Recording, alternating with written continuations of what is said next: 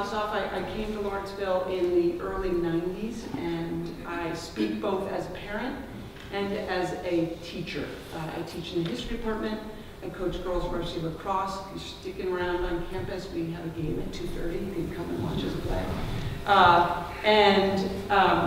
I teach freshmen this year in cultural studies.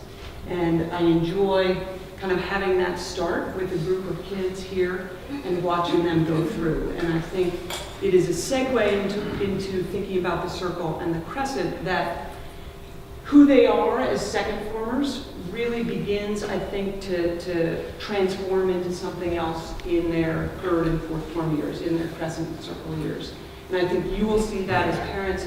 We see that as duty masters and those that third former who really never wants to sit down and chat in their sophomore year, or maybe they come in and they eat an Oreo and they flee, is turned into something quite different in fourth form in their junior year. And we'll speak to a little bit about that, but please, we'll have ample time for questions as we go along too.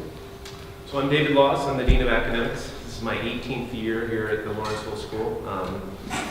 Dean of Academics, so I can talk a little bit about what academics are going to be like starting in the third form, but I also, part of the reason why I'm here is because I'm one of two serving faculty member who was a housemaster of both in the Crescent, which is the Stevens House, and that's where I'm back doing duty now, and I was a housemaster of the Circle House, the Griswold House, for 6 years. So I've seen both sides of this life and have raised two children in these houses, and I'm here to tell you a lot about what we do. I teach chemistry usually. I'm actually teaching computer science now, which is an adventure. So, welcome everybody, and we'll get started. What I want to note is one thing. We have 5 houses in the Crescent, starting with McClellan at the top and Kirby, and we have Carter as our most recent addition to the Crescent. And we have the Circle, the 6 houses on the Circle, the Frederick Law Olmsted Circle, and that each of these becomes kind of the cornerstone of their sophomore and junior experience. But one thing that I do want to make note of is I am the director of the Crescent as well, and we have always, since it's gone co-ed, kind of seen a need for the Crescent to become like the Circle. So architecturally, these houses will never be as grand, so to speak, as all of those that were built in the late 19th century. Sorry not to know which is boys and girls. Oh, sorry. That's an awesome question. Boys, girls. So Crescent is the girls, boys here. Okay. Orientation-wise, this is the chapel right here, and we're here in the library. So the Crescent is behind us. Awesome question. So what you notice here is a road that goes in front of the Crescent. So this is an older, outdated picture. 2 summers ago, through 2 generous gifts to the school, we were able to make the Crescent green, which is now behind the library. And part of that is just to say the girls should have an equally grand space as the boys on campus. And I'm a firm believer in that. We added porches to the Crescent houses, and we gave a full common area interior renovation to the Crescent houses. Part of that was also due to the fact that we built Carter House, and if you've ever toured through Carter House, the newest house, these looked a little threadbare, I would say, once Carter was built. And so I think one of the things that I see both as a parent and a teacher is that the school is attuned to changes that need to take place. Wish we could do it overnight, but we are always thinking about ways to enhance the experience, and this was one of the ways that we could do that for the girls. And Dave will speak a little bit to the renovations that went on too. So we apologize. We actually looked to see if Google Maps had updated or Google Earth had updated their slide. Unfortunately, it's the same one 2 years or a year later. This is the construction site back with the Kirby map. So if you pan down here, they still have. They took a picture at the time when all you could see is the framing of the building coming up, and this is the bathhouse here. But as she said, this whole road has been removed, and this is one big, large green area for the girls, where they're coming in a way similar to the boys, although they have the road that crosses in front, they come right out into this space. And then the bathhouse has the nice patio. And so it really is a transition point, a place for the girls to gather. Bathhouse really anchors it all together, and then that's the new crescent that we have. So talk briefly about the circle. The first Circle house is the Hamill house, and we say it's the first one because it was actually the first school building here in Lawrenceville. It is where they held classes, where the students lived, and that was the first construction. The rest of the circle, back in the school was refounded in the late 1800s because of a large donation from John Cleave Green. The rest of the circle houses were built over a period of time. I used to love when I was in Griswold to take them down actually to the basement, and you can really see, I mean, they've all been renovated a number of times. When you actually get down into the basement, you can see the construction and think about it. This was built, and we talked about this. These houses were built by people 20 years after the Civil War. I mean, it's kind of interesting to put it in that context of how old these buildings were. They're designed by the architectural firm Peabody and Stearns, and then all of the landscaping of the circle and a lot of campus was done by Frederick Lawrenceville, the same person who designed Central Park and parts of Niagara Falls area. We've had various fires in the last 20, 30 years. We've had various fires over the course. Woodhull actually burned to the ground 7 years after it was built. They rebuilt it. And then you look at some of the pictures of the old houses, they all got expanded. Some of those little, if you look on some of the houses, there are these almost octagonal shaped turrets. Yeah, that came out, they added those and extended out the houses.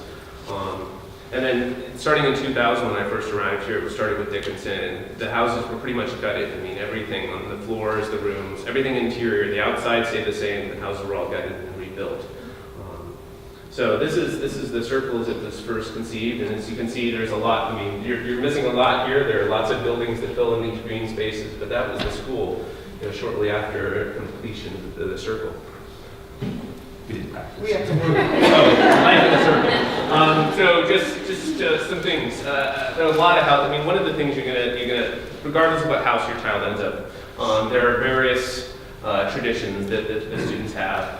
Sometimes there are events called Invited Friends where they'll invite friends from other houses to be with you. Dinners, the one up in the top right-hand corner, you can tell by the green jackets, that's Cleave House. I don't exactly know what the event is, but it's there. Italian night. Yeah, Italian night, that's right. We have events in campus the houses participate in. This is one of my favorite. This is Spring Fest. It's basically a large carnival that, if we're really, really lucky and it's nice and shiny out, happens out on the circle. And every house has different booths. I was in Griswold, as I said, and we had at golf. We started with 2 holes, and in one of the years, one of our projects was we went and with the help of some of the gentlemen from the master carpenters down in the buildings and grounds, we built a couple more holes, and so we run that out, do the putt-putt. This is Adrian Lee from Kennedy or something else. But he's there, and his young ladies. The carnival is for students from area schools from Trenton. And it's really a community service effort that they get developed. In case some of you wondered if, in some of the boys' houses there's juicing, the answer is yes. This is a tradition, and this is Tom Collins has gentlemen over Cleave House has their own kind of juice brew that they make with oranges and various things, and so he has them all there. And when I would substitute on duty from time to time because they had a duty master on sabbatical, they'd have all these little cups of fruit juice that they freshly squeezed and made in this little concoction, and it was terrific.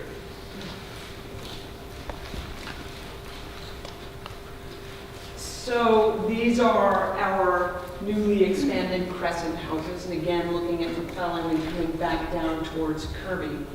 So when the school made the decision to go co-ed, actually the Board of Trustees in 1981 made the decision to go co-ed, they had to plan for the addition of girls. And here we see that Kirby House was originally Alumni House until it was named in 1990. And the Reynolds House that is built over, if you are over near the History Building or behind Girls Lower, Reynolds House then became a fifth form girls' house along with McPherson as the senior girls expanded in size. Carter House added in 2010. It was built on the site of the former infirmary, the McGraw Infirmary, and that where the wellness center sits now used to be 4 tennis courts. So this has, along with the addition of the porches and along with the addition of finishing the Crescent green, I think has truly transformed the Crescent. And some would say we should add a 6th Crescent house, but that certainly is not driving the discussion these days, but it's always in the back of our minds that we could kind of complete that and have 6 Circle houses and 6 Crescent houses as well. What I noticed immediately when the road was taken away, so those who've been here for a long while, you would have a long line of cars coming in front of the house every night around 8 o'clock, 7:30, 8 o'clock. And that's fine, it's all well and good, it's easy. We had a little cul-de-sac at the end that people turned around and then got stuck behind. And so the change for me is that cars now coming in the back of the Crescent houses has made this a gathering space. And that you can stand at the top of the Crescent now and look down and see kids out on the green. You can see people skateboarding up and down the Corrente walk or riding their bikes. And how great it is when I first was walking down there is that you see kids kind of, hey, shouting out the windows and looking out front into a space that doesn't have cars. And that has been a terrific thing for the Crescent. A couple little pictures will speak a little more. House Olympics is what starts our year. And so for those of you that are new to the school, those of you that are having kids rising into the Circle and Crescent, we start the year trying to bond the houses, and the houses compete with one another, starting at what we call House Olympics. It's on the first Saturday of the school year in the afternoon. It ends with a grand tricycle race when you see 6'1" boys or 5'10" girls getting on these tiny little kid-sized tricycles, trying to ride around either the bowl. Well, we'll go back to the bowl. It wasn't this year because it was under construction. Trying to ride in a relay race around the circle or around the bowl is quite fun with your friends, kind of dressed in all crazy, the leis, the whatever these are, all dressed up in their house colors. So each house has a flag, each house has colors, and so that the girls really, I think, immediately through that experience, and the boys, feel like they are coming into something. And it's a little bit different. Lower school doesn't participate in that. 5th form boys and girls come and watch. We have an egg toss, I think, or water balloon toss with the 5th formers so that they can come back and join with their house. This is winter at the bathhouse. We use the bathhouse for a cappella kind of groups. We do what they call coffee houses, and then invite our friends just like the from the Circle. The Circle and Crescent years are really, in many ways, the defining point of the time that your children will spend at Lawrenceville. One of my favorite parts of the school year is Alumni Weekend, especially when I was in Griswold and when I was in Stevens. Alumni would come back who've been gone 30, 40, 50 years, and they'd show up with their best friend, who happened to, their best friend 50 years later, who happened to be, their roommate or somebody they knew in the house. The friendships, the relationships that they form in the houses are lifelong. And alumni who come back and talk to us will all say, I was speaking to somebody just the other day, Whitney Wang, who had been with us here in the Circle many years ago, coming back, and every time they have breaks, she still is gathering many, many years later with all of her friends from Lawrenceville. Part of what makes it kind of binding together as a house is this notion of competitiveness. There are the Forsman and Dresner Awards, with their athletic awards, Forsman for the boys, Dresner for the girls. The Chivers Cup is the academic cup. It's given to the house with the highest GPA. The boys' houses used to win that all the time, and then we went co-ed, and they haven't won ever since. Actually, it's funny that one of the platforms for the academic reps, a gentleman named Edward Miller this year, recognizing that, suggested that we also have a cup for the house with the largest improvement in GPA, hoping that would be something that the boys could win. The House Cup is the Spirit Award, everything from the cup stacking competition you saw to House Olympics to There's a dance concert at the end of the year. There's a video contest, a movie making contest. So it's tons of things go into those, and it's awarded as the House Cup is spirit at the end of the year. And then the Adams Cup is the cup. It is an award given to the house that does the most for community service over the course of the year. If you look at the bathhouse as you leave, you will see house flags flying over the bathhouse, and the house that wins these awards gets their flag flown over the bathhouse for the year. So a little extra incentivizing for that. They don't get a free cup of coffee, but flag flown. Okay. This is like the David Letterman top 10. Yeah. So this is one that you will recognize really quickly next year. It doesn't matter what house your child is in. Not only will it be the very best house on campus, there will be a long list of reasons why they are the best and no other house is. Rebecca Wright's shaking her head. She and her husband was a housemaster at Cleve for many years, and it's so ingrained and it's so immediate. And the people that they're living with are their family on campus. They're the people that, it's not their only friends, they will have friends outside, but they are the people that they really count on. They play on teams together, they really bond together in ways that are lifelong. Let me speak to that a little bit. In the coming weeks, if you are a parent of a second former, they will be getting their housing cards. And a card, if they are a boarder, they will put down a friend or a group of friends that they would like to move into the Crescent or the Circle. And for a day student, you do the same thing for your day student friends, and you put boarding friends as well on that. And likewise, the boarders put day student friends on that. And that the houses really are a representation of who we are as a school. And I think that there is probably going to be some anxiety around these housing cards and around where am I going and this coming out in August. And what Dave says is truly right.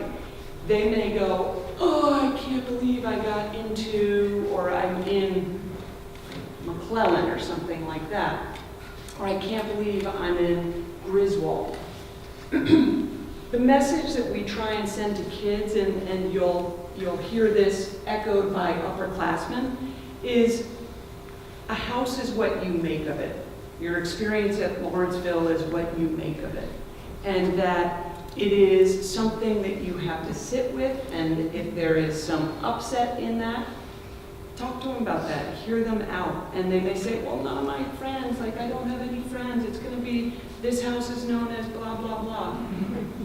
That changes year to year, and again, that idea of it is what you make of it, it will become your home, is really something that I think we can't stress enough. Yeah, go ahead. I just wanted to know what factors went into that decision-making process. So it's partially the students, but also it has to do with you making these decisions on the dynamics. Is that right? Between kids. Okay. Yep, most definitely. And so there are a number of different things that play into that on a yearly basis. We try and be pretty deliberate in what in the placements. We're never perfect. Well.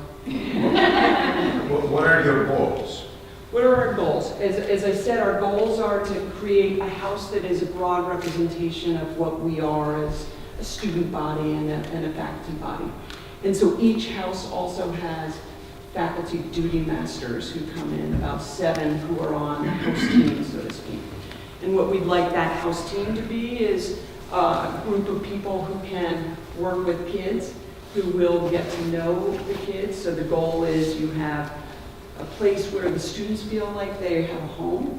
They have both in the upperclassmen and prefects, 2 prefects, or 3 prefects, or 4 prefects, depending on the house. A group that will be attentive to their needs and be willing to be with them through the ups and downs of their high school career.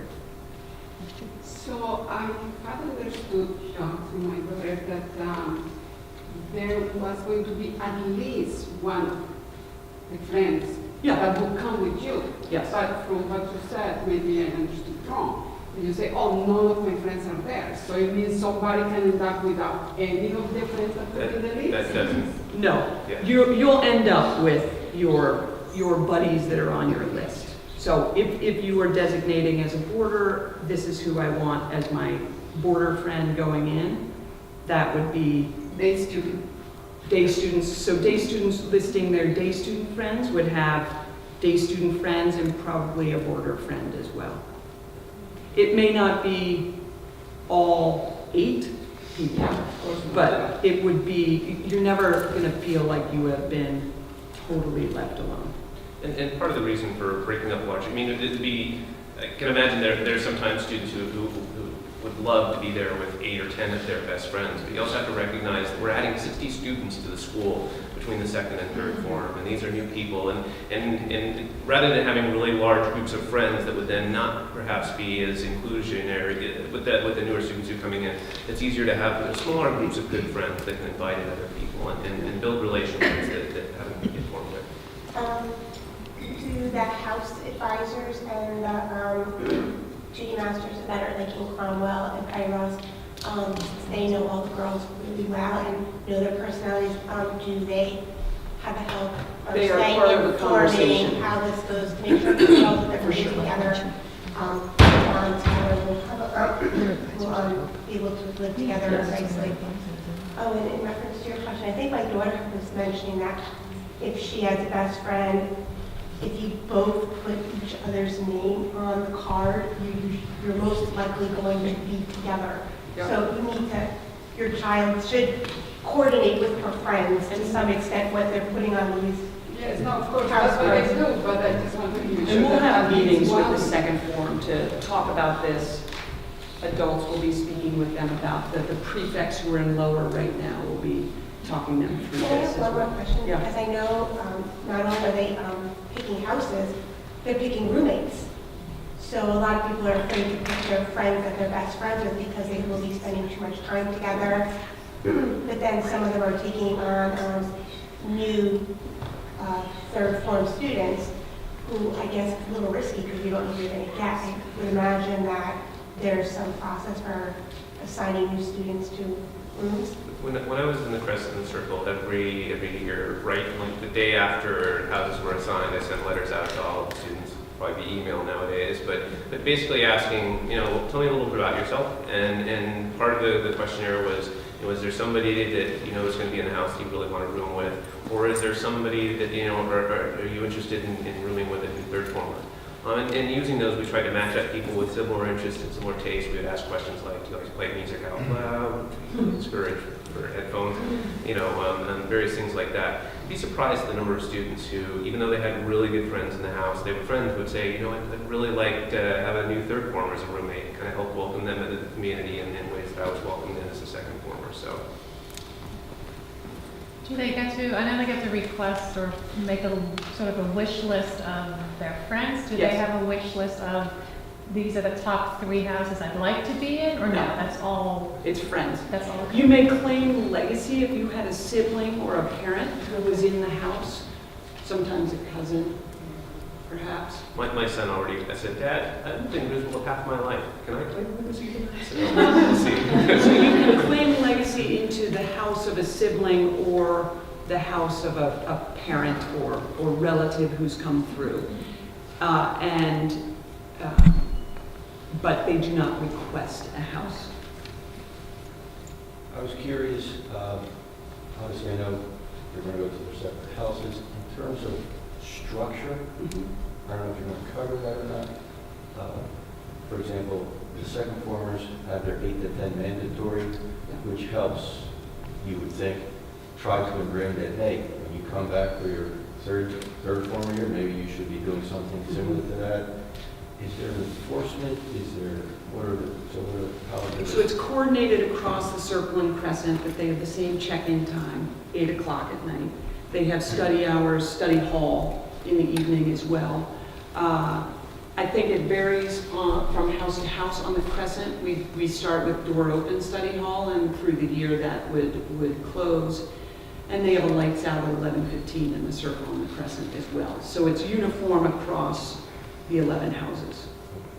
The other freedom that they have, second formers don't, is that they can go to the library. With permission of the duty master, if they have something they need to do in the library, they're allowed to check out to the library. Second floors? The second formers are not, Okay. but starting in the Third third form, form. we allow them to, so. And they're adults and library proctors over there, and they can keep an eye on things, but that's the additional freedom we have. I don't know if I heard correctly, but are there third and fourth formers in the same room? Occasionally, but not very often. But they are living in the same house together, so this is the 2-year period that they'll be together. Necessarily in the same room. Yeah, it's pretty rare. We have, We have one in the Crescent this yeah, year. in Both Stevens. returning students, we have 2 actually. Do we- We have one in Kirby, one Yeah, in I think we have Lauren. both who knew each other, and just because of the numbers, ended up as a roommate pair. But that's the exception. That's the Yeah. exception. If they're claiming legacy, can they also specify their friends? Yes. Do the rising fourth formers that are current third formers, do they help define the incoming, like our second formers that will be third formers next year as who's going to be in what house? No. Two questions. One, how late is the library open? And the second question is Wi-Fi turned off at a certain hour in the house, or is there no restriction on that? The libraries are open till, they start sending the alarm at 9:45. They have to be out of the library by 9:55, so before study hall is over. As for turning off the Wi-Fi, we've given up hope on turning off the Wi-Fi. And for 2 reasons. The first reason is that, especially with everything in the cloud, Google Drive, our way of blocking the internet, because students need to use Haiku and use Google Drive and things like that, and the way of turning off the internet used to be just allowing certain sites through. Every time Google would add a new server that wasn't on our let it through list, we would go through nights where nobody could access certain things on Haiku, and it just became problematic. And the other thing that finally put the death nail in it is, the second formers all have to have their phones out there, kind of walk through the hall and just looking at all the hot spots coming up and down. So it really is more due diligence on the part of house masters and duty masters walking around the rooms to make sure students are on task, and especially, kind of walking out after lights out to make sure that everybody's out. But the internet does cut off at lights out, which is 11:15, but of course that doesn't stop them using data and stuff like that. There's no reason while a student is on campus for them to be using a lot of data, since you can stand in the middle of the circle and get a Wi-Fi signal. So if you see them using a ton of data, well, that's why.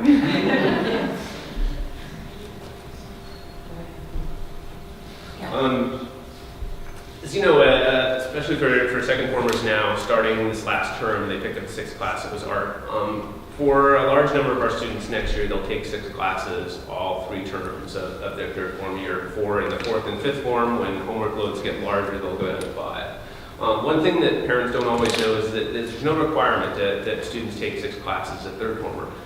If you have a third former who's been struggling a little bit to keep up with work this year, it's perfectly simple. We have between 20 and 25 students who aren't taking 6 classes, either in all 3 terms or 1 term. And some possible ways that might happen. If they started off in a pretty low level math and they're worried about inquiries in chemical and physical sciences, which is it's more mathematical science, it's helpful for them to solidify that math foundation before moving on. So maybe they put that class off for a year. Or if they're still working on their writing, still developing their ability to write a good thesis, putting off forces, which is more writing intensive course, right, than cultural studies, for a year can help them develop that skill and then take it as a 4th former. And then from time to time, we have students who, because of a particularly rigorous athletic schedule, they're on a varsity travel team, may choose to take 5 classes in just 1 term, in which case we'll just postpone. In the third form, for rising second formers, they'll usually take 1 art and 2 religion classes. We'll just postpone 1 of the religion classes until later on, and that gives them that 1 term relief when they don't need to take 5 or take the full 6 class load. Oh, so if they have 1 class, 1 term, they don't have to take 6 classes? Well, they technically don't have to take it any. The requirement for that is that you need to pass 15 classes, is all you have to do for third form or graduation requirements. So they can take all 3 terms off, or they can take 1 term off. Go ahead. So it's not like you have to then like double up or something to catch No, up? no. I think that they're going to have a little less freedom in the fifth form. By the time most students who come into the second form get to the fifth form, they have English, a couple interdisciplinary classes, of which we have 50 to choose from, and then 3 blocks that they can take whatever they want. And so all that would mean is they're going to have 2 blocks to take whatever they want, like 2 full year blocks to take whatever they want instead of 3. But no, they wouldn't have to double up later. They already chose their schedules, right? Oh, we won't actually schedule the whole school until next year. For some students, we've already had that conversation. I've had that conversation with parents, but we can make changes like that easily. It's trivial to drop somebody out of the class. Adding a class later on is harder. They should talk with their Yeah. advisor if you want to make a change. So they work through a schedule, and they submitted these schedules. But if there's something that you need to think about as a family over the spring and Or or even the over the advisors summer, bring it yeah. up, we can go back and take a look and make adjustments. If you came to us in the fall and said, we thought it over, we looked at kind of the landscape of the second form year, and think that maybe it'd be beneficial not to have these classes here or there, that can easily be done even in the fall term. So if they don't take, let's say in all 3 terms of the third form year, they were only to take 5 classes, wouldn't they have to make up those essentially missed classes? They would take either the ICAPS or the forces classes the following year, by the time you get to fifth form, there's not a lot of requirements left. It's usually 3 full year blocks that they can fill with whatever electives, either full year or whatnot. What would mean is they would have 2 blocks free in their fifth form year instead of 3. Because history, if you pushed off forces, you would do forces as a fourth former or junior, you do U.S. history as a fifth former. You pushed off science, you would do another science as a fifth former. So. Okay. When, sorry, to go off, when do they have history, U.S. history? For junior year. Junior year.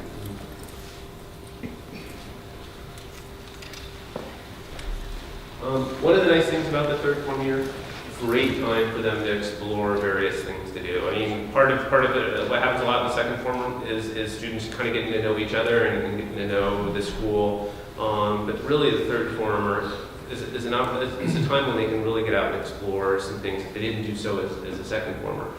There's so many different co-curricular opportunities for students to have here. This is an image from the spring dance concert, which is coming up, not this weekend. Yeah, Next weekend. yeah, it's next weekend. If you've never been, or if you want, it's one of the most impressive things that we do with this, that our students do at this school, and some of the dance instructors. So definitely worth seeing. But tons of clubs and opportunities out there, and starting and really getting involved in the third former is kind of that precursor to developing some leadership abilities and opportunities in later years.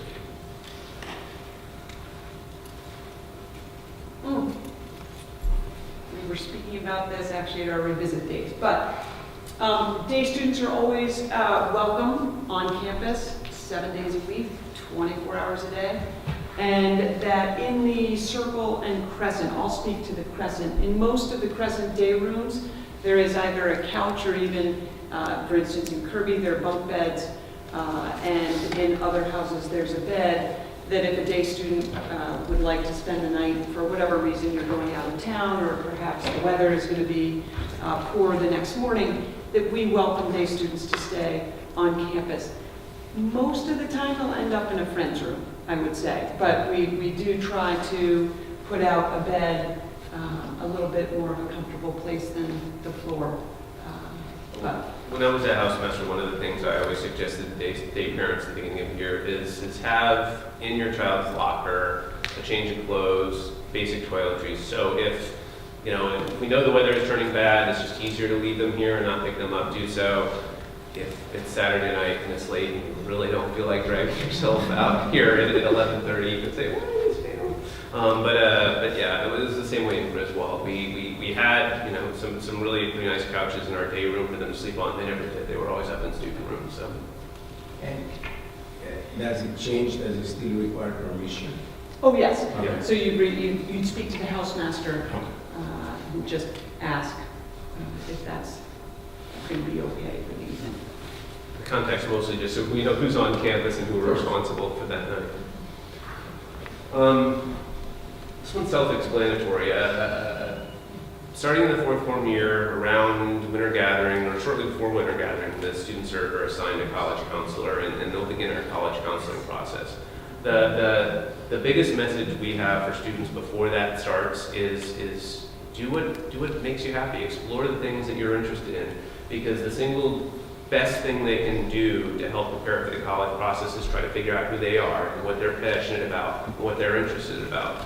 Colleges love our students because we don't have this whole group of automatons who all basically take the same path through the school. When you get to their fifth form year, the path they've chosen academically, co-curricularly, athletically is all different. It reflects the passions and the things that they're interested in. And that's why they can look at our school, they can take 20 students from our school and get 20 very different students at the end of their 4 years here. Every once in a while, things come up with testing and standardized testing, especially if you have a repeat third form or repeat fourth form. If that's true, there's this little booklet that you can get. Actually, it's already been mailed. You probably the undergraduate guide to. I received one as a second form parent. So it's on the website. The Underformers Guide to College Counseling. So any questions you have on testing and things like that, it's a great resource. But aside from that, there's no need to start the process early. Let them live their time here at Lawrenceville, start to figure out who they are, what their passions and interests are. Start that in the middle of their fourth form year.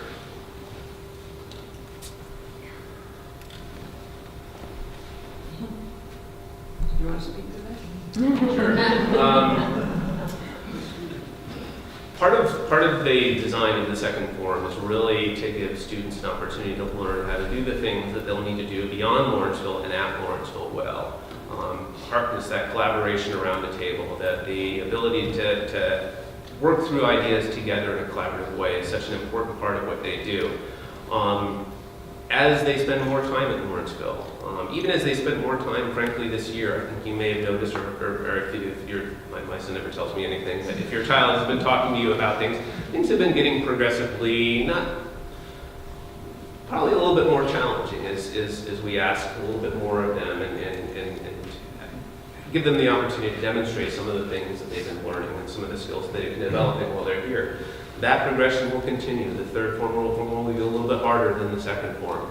The fourth form will be a little bit harder than the third form. The fifth form is really, it's different. It's not necessarily harder because there are all sorts of other challenges that they'll go through at that point, and opportunities to become leaders of the school. But the growth mindset is this notion, is the notion that if you at the first sign of struggle, if your child feels like, okay, I thought I was smart, I did well last year in the third form, I must not be smart. I mean, I know it's a funny, you wouldn't be surprised how many students feel that way, that they have this true belief that their intelligence is innate, that, it's fixed, and, if I'm struggling, it must be because I'm not nearly as smart as I thought I was. And really, struggle is where students learn. The best learning happens when you really have to dive deep into something and struggle through it. It's the easy stuff that doesn't stick. And there's research all over the place that demonstrates that. And so the key when things start to get more difficult, when they think, oh, this place is too hard maybe, or maybe not as smart, is to encourage them and say, look, this is a growth opportunity for you. Where you are right now as a second former is not where you will be as a third former. Where you as a third former is definitely not where you'll be as a fifth former. For those of you who've heard me talk at the Revisit Days, it's absolutely amazing to watch the progression of these students in terms of their intellectual ability and their maturity, especially for boys, over a course of 4 years. I've had the opportunity of being a housemaster of boys and girls for so many years of getting a preview of what I'm going to eventually see in my own children, and it really is remarkable to watch that progression happen. So they need to be patient, they need to accept that things are going to get difficult, and that really it's taking those difficulties, those challenges, as an opportunity for growth, and knowing that if they keep digging in, they're going to continue to get better, they're going to continue to do more and learn, develop more skills, and that by the time they're fifth former, they'll be a great thinker, learner, speaker, collaborator, and more action. So do you see any change in the GPA every year? If you look at the trends, it steadily increases over the course of the fourth year. Typically, for most students, their second form grades are their lowest grades that they'll have at Lawrenceville, and it steadily increases as they go through. One little anecdote we had in McClellan House, I was a housemaster in McClellan for a number of years, and we had an award at the end of fourth form that was for the girl who's changed the most for the best. And that I think it speaks to growth mindset in the classroom, it speaks to growth in the house as well. Who they come in as third formers is not quite who they're going to be as a fourth former. And it's not that there's a radical change, but bless you. Waiting. I am on 3. But that is something that the adults in their lives here at school are here to have those types of conversations. What is it that drives you? You thought you were the athlete coming in second form. That is not what is driving you by the time you're a fourth former. You decided to try Winterfest play, and that's really where you found your passion. So it's really about a lot of conversation and opening up those opportunities for conversation. The duty team is essential in that. Your child's advisor is essential in that. And even when it's, you know what, do I take 5 courses or do I take 6 courses? Come and talk to Dave Laws, talk to your housemaster, talk to your teacher. Those are the conversations that are going to help you as a family kind of be informed, but as a kid, take some ownership of what's going on. We spoke about that. Yeah. You visit other houses during study hall, work with each other, because they're all together, boys, and they can't leave the houses, the second formers, by the time they get to the Crescent they can. Light up is, what, 20 minutes? They're 30 minutes later, it's 10:45. 5 minutes later? Is it 10:40 or 10:45? It's been a long time since I've been a duty master at Lower School, so. It's 10:15, the time that the lights are on. It's 11:15 is in the Circle Crescent. I think it's 10:40 or 10:45 in the Lower School. Have the children been able to go into the houses yet and see what they look like? I mean, was it just a surprise when they come back in the fall? The second formers. The second formers will be invited to look through the houses, but they don't really go. There's not an ice cream social in the houses. No food incentive? No food. There's a lot of food incentive, but you don't, not around this. House sports. So a unique thing about the Circle and Crescent, again, in Lower, you may have had a child play an interscholastic sport or lifetime. But in the Crescent and Circle, we have unique sports that we play each season by house. So that the McClellan House has a team, Cleve has a team. For boys, in the fall, they play house football, 6-man, fully padded house football. And for the girls, we play ultimate disc. And it is a great way for girls and boys to come in, get to know kids in the house in a different way. And again, a house sport, it may be a choice because of a commitment you have outside of school. It may be that you want 3 practice days a week as opposed to 6 practice days a week. So you may have a lesson that you need to go to, or you know you have a particularly hard class that you're starting out with, or grouping of classes, and that they choose to kind of hang out, be with their friends, and have this experience. In the winter, they play basketball and volleyball, and then in the spring, turn towards handball and soccer. And a lot of things at Lawrenceville, the one constant, the one thing that hasn't changed all my years, I've always coached girls ultimate disc I and think ball Dave has been coach of the decade, house coach of the decade. I'm a little bit competitive.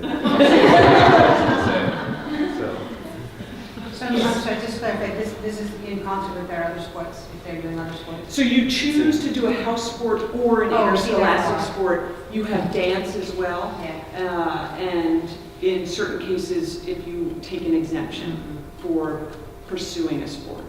But for boys, it's football in the fall. It's basketball in the winter. Basketball and volleyball. And the spring is ultimate disc. Girls is ultimate disc in the fall, basketball and volleyball in the winter, and team handball, an Olympic sport in the spring term. We yet to have a Lawrenceville handball Olympian.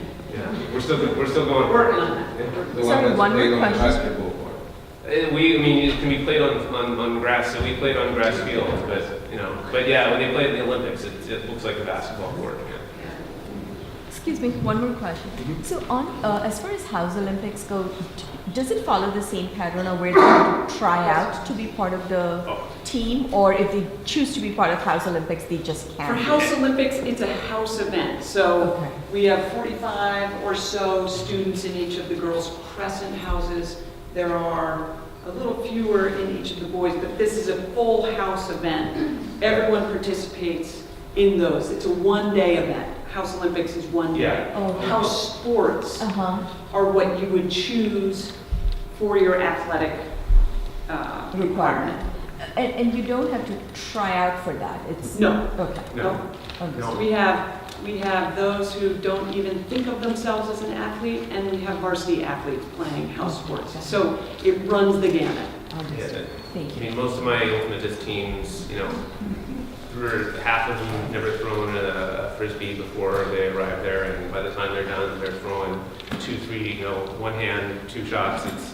They get quite good. So, no previous experience needed. Leadership opportunities abound across the school. In the Circle and Crescent, each house has its own government. So you have a house president that is a 4th former. The house councils up here at the top are made up of juniors.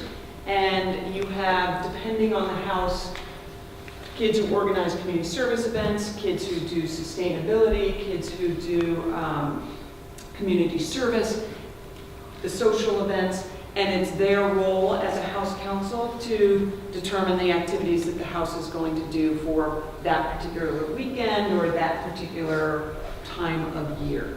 And it can vary from some of those pictures you saw, Italian night for Cleve, to an invite a friend around maybe Valentine's Day, or Stanley or Stevens is having their Garden of Stevens event. Club Stand is next weekend. So they have these little events through the year that, again, make it a special part of what makes each of these houses unique. And finally, I mean, the friendships that your children will develop here really are truly lifelong. When I first entered the Crescent in 2000, we'd only been co-ed at that point 13 years.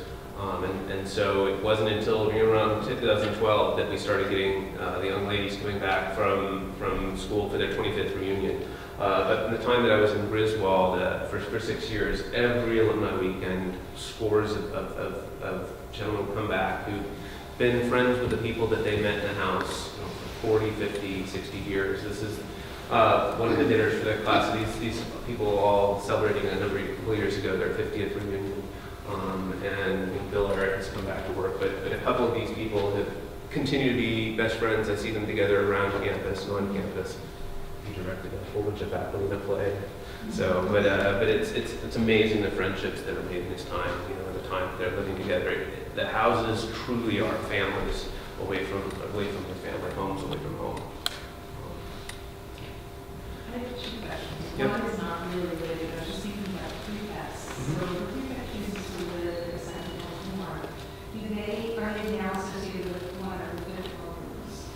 They don't, they didn't really feel about that. Okay. Yeah. And do so enthusiastically, because it's amazing, because I've been I've done duty in there for 3 years of my time at Lawrenceville in lower school dorms, and so I've been part of the prefect process and the interviews that have happened through the years. And in just about every single interview that you have, it's the same story.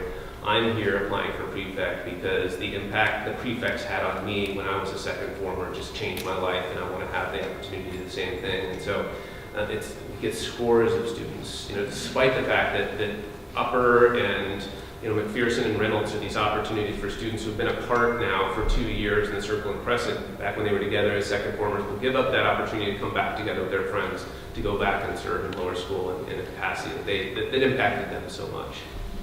And the second question is, so you talked about how each house in the Crescent Circle has different activities. Do they all kind of have an equal number of activities, so there's not like, oh, they did this, they didn't do that, or I don't know, how does that go? Or is it, each house is for itself, and that's how it operates?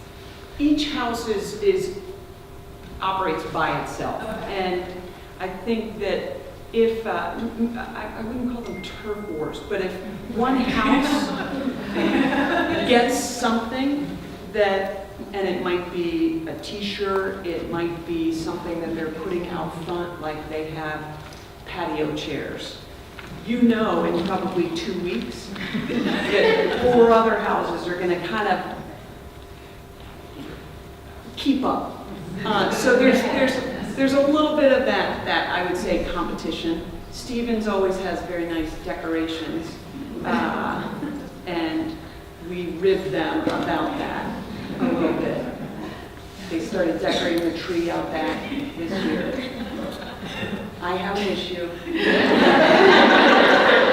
That's all right. One year in Griswold,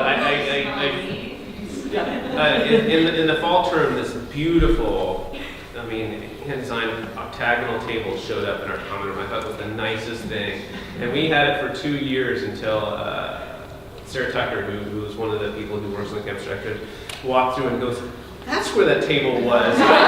Woodhull's been wondering where that went from here. So there's a little healthy competition. Do they keep the same academic advisor that they currently have, or do they get new ones assigned? We associate the academic advisors with the house they're in, mainly because there's so much contact time, because the advisors are the people who are doing the duty in the house. And so, I'm an advisor in Stevens. I have 2 day students, 4 boarders, and so I'll see them in the house every time I'm on duty. You get a lot of that interaction. We all eat lunch together as advisor. They'll keep their same advisor usually for the 2 years that they're in Circle or Crescent House, unless somebody leaves or goes and becomes a housemaster somewhere else, because the duty teams tend to stay together. But no, the lower school advisors will stay as duty masters in the lower school. And then when they transition up to the 5th form, they'll get new advisors in the 5th form, although they tend to need advisors less by the time they get up there. They're a little more independent. What about the day students? Day students have advisors and chefs. Yeah, they'll change as well. So all of my advisees are in the Stevens house, so day and boarder. We all get together a couple times a week. So. How many kids are you all different sizes houses? How many students per house are there? Across the Crescent, there are about 28 boarders, 3rd, 4th form boarders, 2 boarding prefects, and then about 14 to 16 day students per house. Would you say that one more time, please? I'm sorry. So they're per house in the Crescent, about 28 boarders, 2 prefects, 5th formers who are living in the house, and about 14 to 16 day students. How about the Circle? And the Circle, similar number of boarders, with the exception of Hamel. Hamel's a fair amount larger than the other houses, mainly because it's not in the same design as the other house. It was that original school building. And then they have a handful more boarders a year, maybe 5 more. But typically, it's in the 27 to 29 boarders. Usually 3 prefects in all of those houses, and then about 10 to 12 day students in that Circle. So thanks for coming on a Saturday morning, on a pleasant Saturday morning. This is nice. Spring has sprung. We will go full speed to the finish right now, and you will know that and probably see that. It is ramping up in what's going on, activities on campus, whether they be nighttime activities or just trying to spend every last minute together before the school year ends. The bowl is open. That was a great little opening, so enjoy the day, enjoy the spring, take your allergy pills.